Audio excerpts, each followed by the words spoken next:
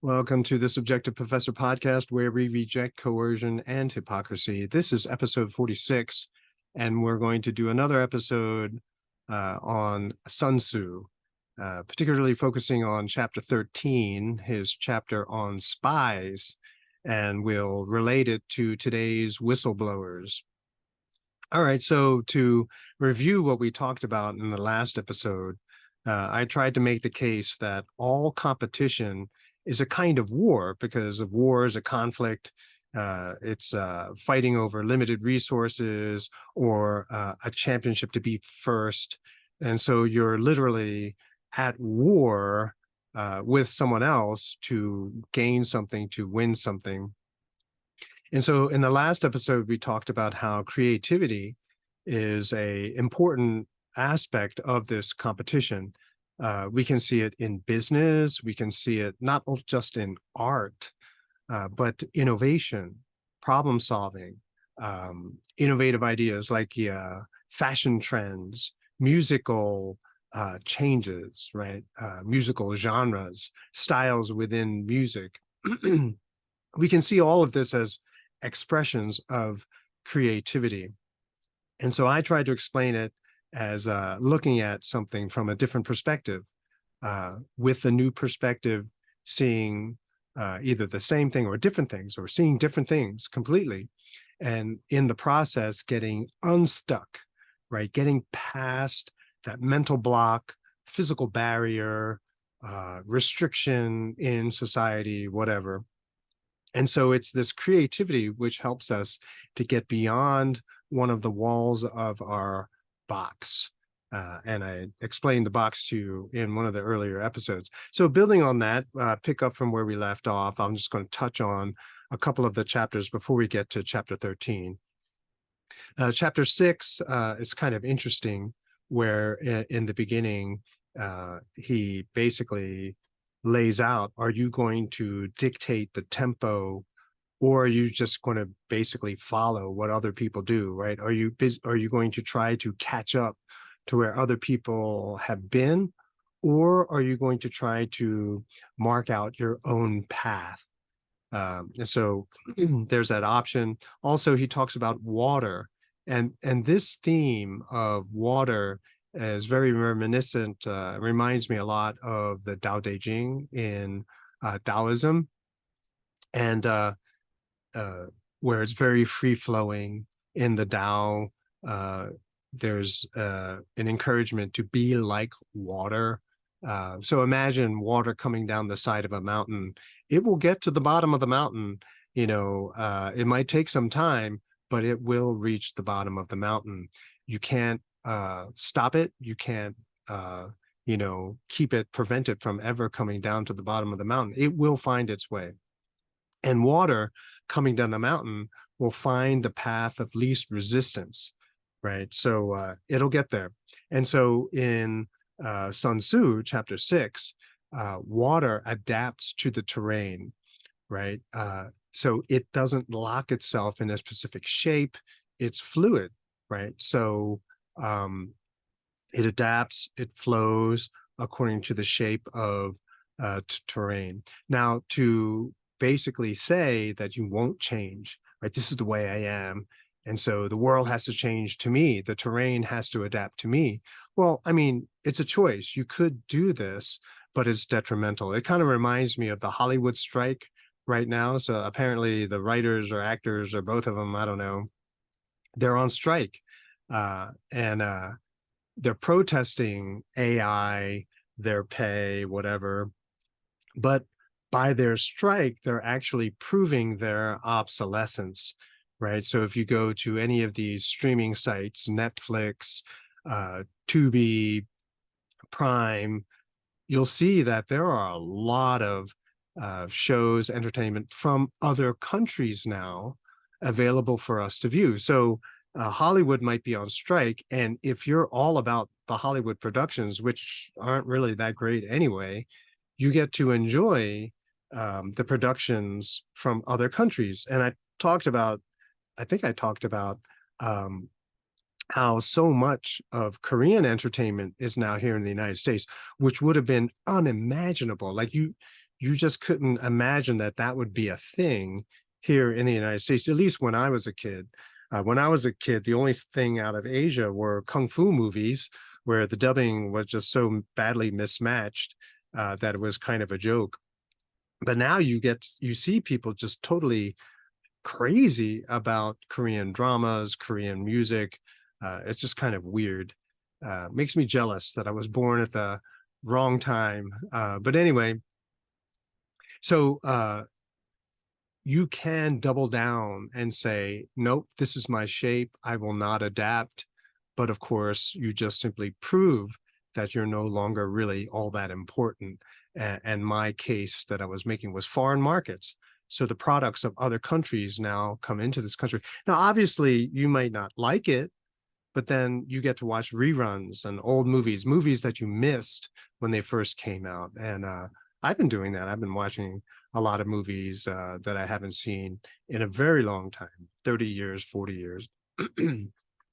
Chapter 8 makes an argument, makes the case to have a wide range of knowledge, right? So a lot of us, especially if you're in academia, you're an academician, you're a scholar, and you're focused on a singular topic, right? So you dig down really deep in this very narrow, obscure topic, which rarely has any relevance to the rest of life. And so now you're an expert on this topic that no one else really cares about.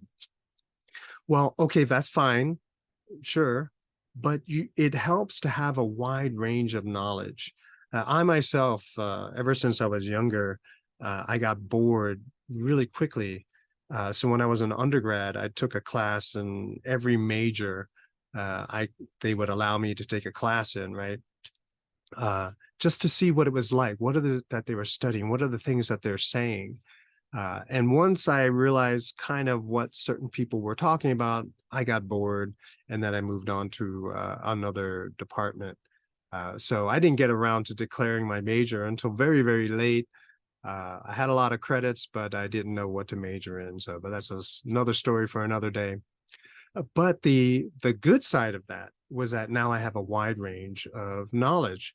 I love using math in my thinking, philosophy, science, English grammar, grammar of other languages. You know, I love doing that because it allows me to see and have access to different subjectivities. And so having that in your repertoire of tools that you can use to analyze society is a very good thing. Sometimes it means you know a little bit of everything, which means that you're not expert in anything, so you're not good at anything. So there's the downside of it. So I would caution anyone trying to pursue that approach. Chapter 12, there are so many things that one has to be mindful of in life if you want to have peace.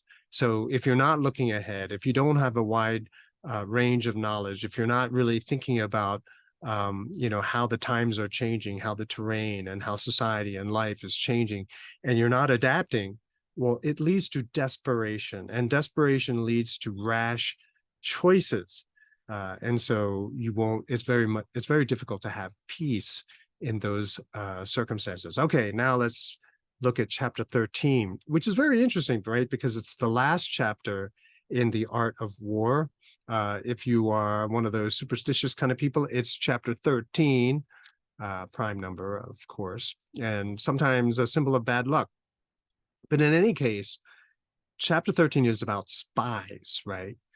And Sun Tzu wants to make a point that information is the most critical thing that you need to have when you are in conflict, when you're at war, when you're in a competition, right? So you don't spare any expense for spies, right? So you could easily spend as much money on your spy network as for the rest of your army, right? And it's totally worth it. And he talks about local spies, inward spies, converted spies, doomed spies, surviving spies. So basically, spies based on their location and their role. So local spies, obviously, people who live in the area of your enemy.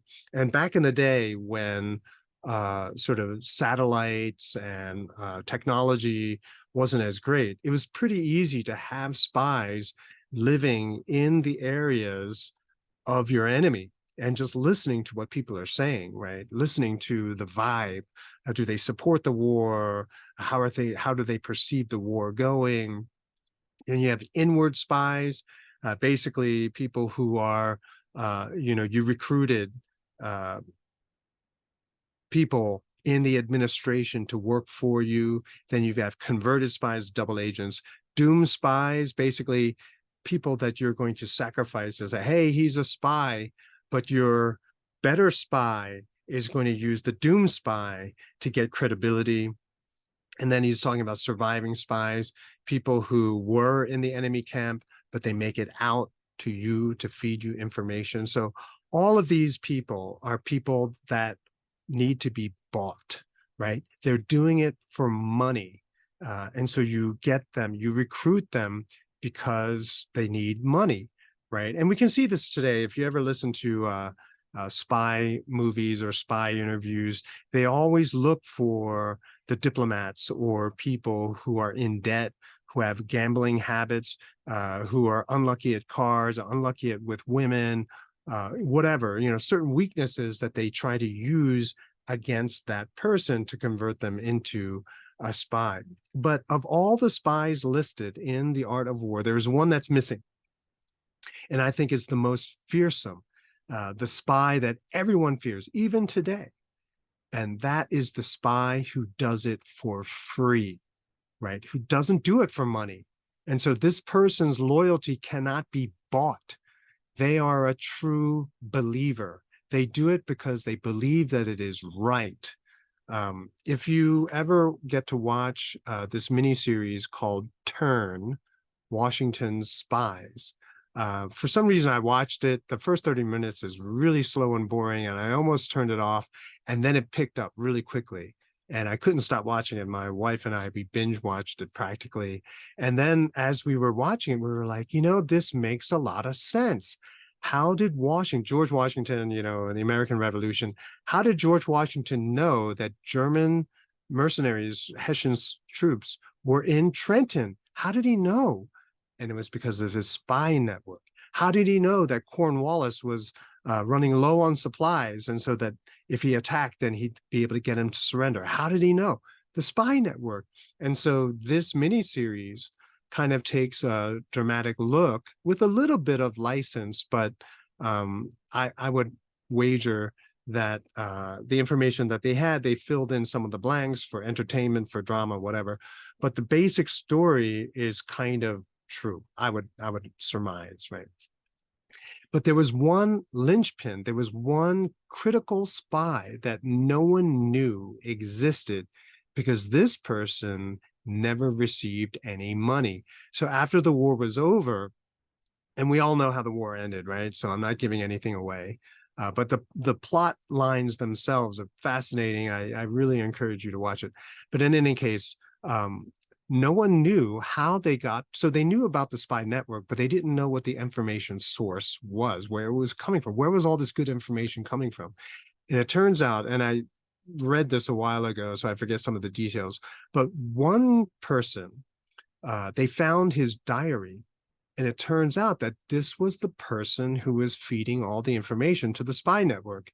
His name was Robert Townsend, and he was a Quaker who had a bar in New York City where all of the British officers would go and get drunk. And as they were getting drunk, they would spill the beans. They would let on certain information, and he would pick up on that information, and he would relay that information to the spy network.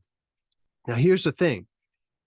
When the war was over, all the other spies in the spy network, their lives were essentially ruined because they couldn't work. They were, pretending to work while they were spying for Washington. And so basically a lot of them were broke and they had debt. And so they asked Washington to pay them, compensate them for their debt, right? Because they were doing this for the cause, but they needed money, right, to make things right. And so the government takes records of where the money goes, apparently. And so all these other characters, they kind of knew them, who they were. But this one individual, Robert Townsend, No one even knew he existed until they found his diary, and they were like, oh my gosh, he's the guy. So what's the point I'm trying to make is that the most feared kind of spy is not the one that you're going to pay and bribe and somehow trap into spying for you. No, the most scariest, feared spy is the one who is a true believer and realizes that something is wrong. In today's world, that would be the whistleblower. I mean, think about it. The whistleblower is not even recruited, right? The whistleblower is the person who works for the government, is well placed, sees all of this information, and realizes that something is wrong. And because of his belief in the law, in what America is supposed to be about, perhaps, he's willing to risk it, he or she is willing to risk it all for the people. And so if you think about the whistleblower today is the spy for the people, but the people didn't even recruit the spy, right? It was like, this is what they were supposed to do. And in fact, whistleblowers used to be lauded and praised because they were reporting to us, the regular person in the street, that their government, who they were trusting to do the right thing, to follow the policy that works out for the best for the people. Oh no, what they're doing is now they are corrupt, they're enriching themselves, they're laundering money, they're sending people to their deaths for no good reason. For what? It's a betrayal of the American people. And so these people risk everything for the cause, for what they believe in, right? They are the true believer. Edward Snowden, that's what he did. He had all this information. He was like, oh, this is bad. And he leaked all the information. Julian Assange, he published this information. I'm pretty sure it was Edward Snowden leaked it to Assange, and Assange published it on WikiLeaks. And now they're both enemy number one of the US government. The US government would love to have some kind of accident happen to these two people. It's no secret that there are many people in government who would rather see them dead, right? Because although they betrayed the government, they betrayed their promise, they believed in the United States. They believed in what this country is supposed to be about. And so they were the people's spy, right? They revealed the information to us so that we could know something really, really wrong is happening in government, that they're spying on us, that they're putting all these plans into operation to for their benefit, but for our detriment, right? Revealing information to us so that now that we know, we don't support this regime. We don't support the policies that this current regime is imposing onto us. There's so much death that's happening right now in Ukraine. If you listen to Colonel Douglas McGregor, you'll know. And I had to do a double take, guys. Those numbers can't be right.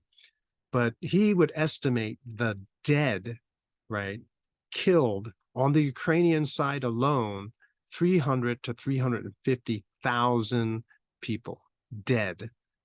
That kind of death, it's just, and if you go on Twitter, there are certain Twitter handles that upload videos. I guess they're getting them from Telegraph, I guess. And it's just horrible. It is horrible. I saw this one video where Russian troops were interviewing Ukrainian prisoners, and the prisoners were saying they've received 2 weeks of training. 2 weeks. They were allowed to handle a gun, and he shot 30 rounds.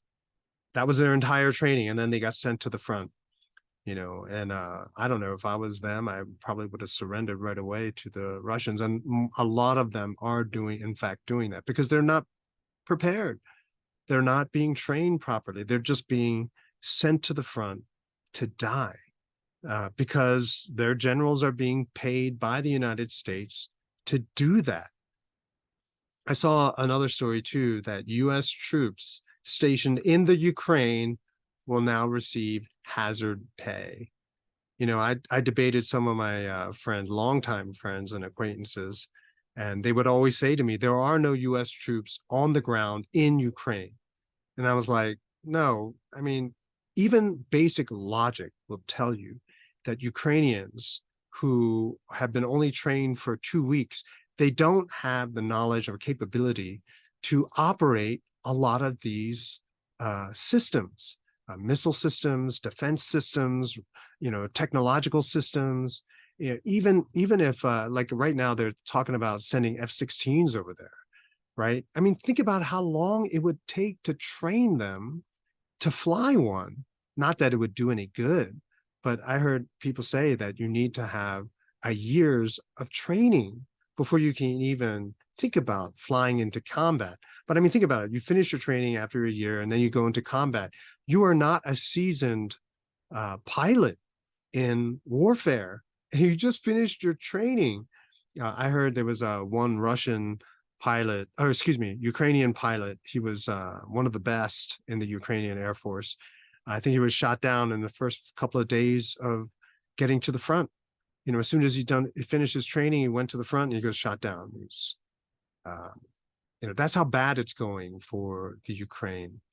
Now, U.S. troops, and some would argue that some of them have already died in Ukraine, but the government is not telling their families. I mean, how crazy is that?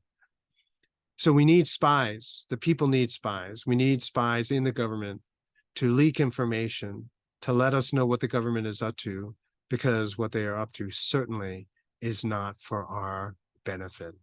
In fact, I would argue that the government these days, all they do is deceive and lie to us, mislead us.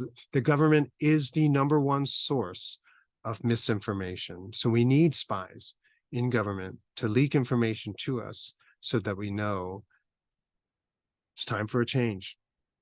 That's it for this episode. I will talk to you in the next.